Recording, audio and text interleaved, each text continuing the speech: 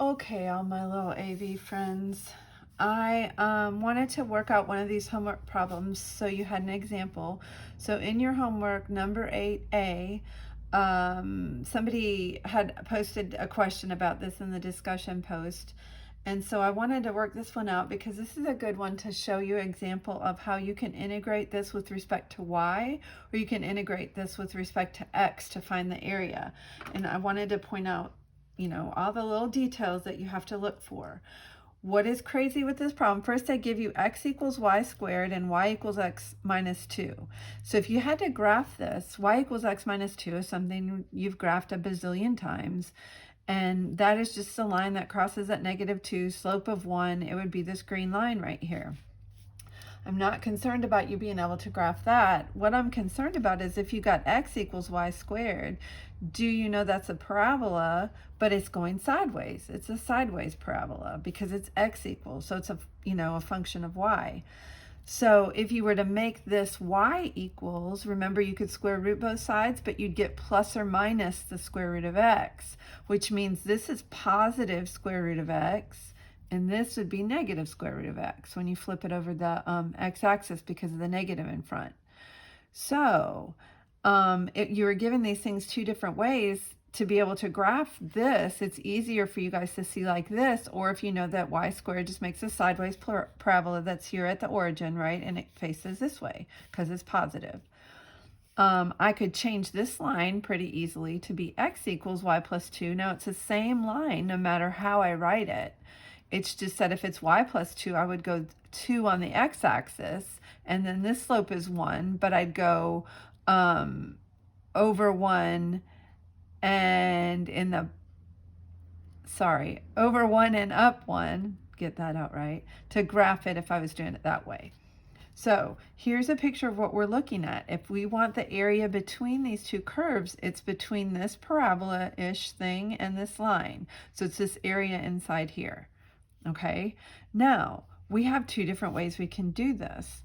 You can do this if you want to cut vertical slices, meaning top minus bottom, and that's the easiest way for us to do things because we know x and y, because we're used to integrating with respect to x.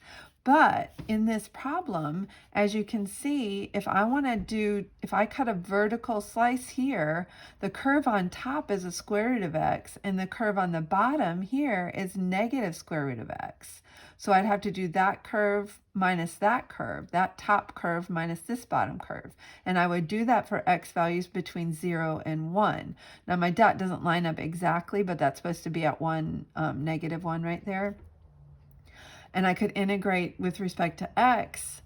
So let me set that up. If we do top minus bottom, we need two integrals here. So I'd have to integrate from 0 to 1, and the square root of x is on top, and then I would subtract negative square root of x. That's what's on bottom.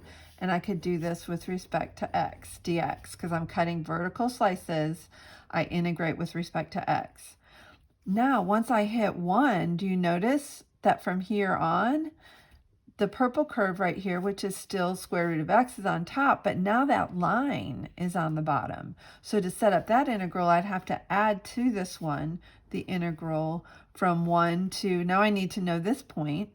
Well, I found that point because I set these things equal to each other, and I ended up setting the y squared equal to this line right here, and I solved this. It turned into this quadratic equation, and I solved it and got y equals 2 and -1.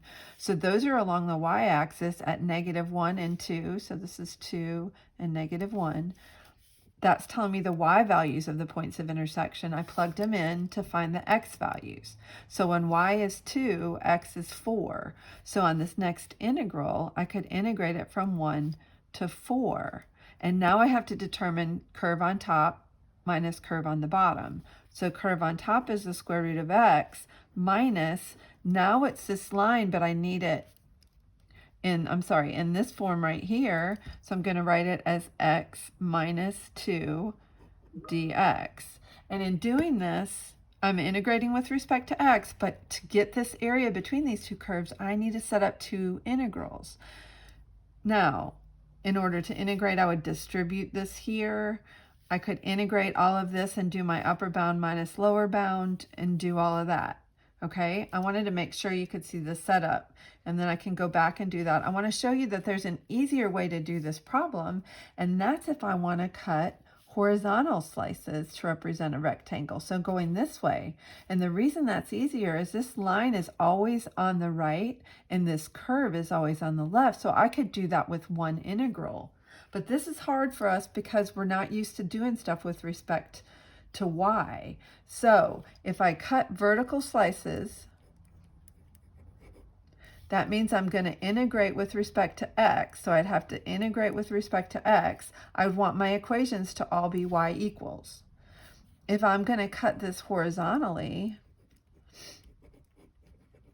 and I'm going to make horizontal slices, then I'm going to integrate with respect to y, and all my equations have to be x equals. And this is what we're not used to. It's not difficult, but it's just tricky at first. So in order to do this one, now my bounds are y bounds, right? I have to think along the y-axis for these bounds. Where in this example, I'm on the x-axis for the bounds. So let's go back and look at this. From 0 to 1, that was x value, 0 to 1. And then from 1 to 4, this was a 4 on my x, and that's how I came up with all those bounds. If I want to do this with respect to y, well, it's easier because y squared is always on the left, and this line is always on the right. And so this was where we did top minus bottom if we're doing dx. If we're doing dy, we're going to do right minus left. Okay, so to set up this integral, well, where do my bounds on my y-axis go from? They go from -1. Remember, my dot doesn't line up perfectly. They go from -1 to 2. So I'm only going to need one integral here. The curve that's on the right is the line. Now I need it as x equals, remember? That's what I was talking about. So I'm going to put in y plus 2, and then minus the one on the left should be y squared, and now I'm integrating with respect to y. And this just shows us how important having dy or dx is in this problem, because I'm integrating this with respect to y. And now, of course, I would do my integration of each individual piece and do upper bound minus lower bound. But notice this is only one integral. I only have to do upper bound minus lower bound, where up here I have to integrate two different things with two different bounds. So if I had to do this all by hand, this one is definitely easier.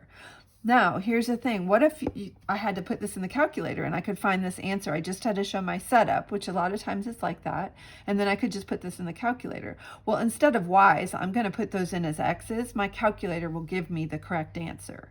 So don't worry about that. If you type in these y's as x's when you're doing your Math 9 on your calculator, it's going to all work out and be fine. So I think the answer to this should be 4.5, but that's in the answer key, I'm sure. I just wanted to make sure you had an example that you could see this worked all the same way. If you guys put questions out there in the discussion post, I will make more of these videos for you if you need specific problems worked out. Love you, mean it, miss you guys.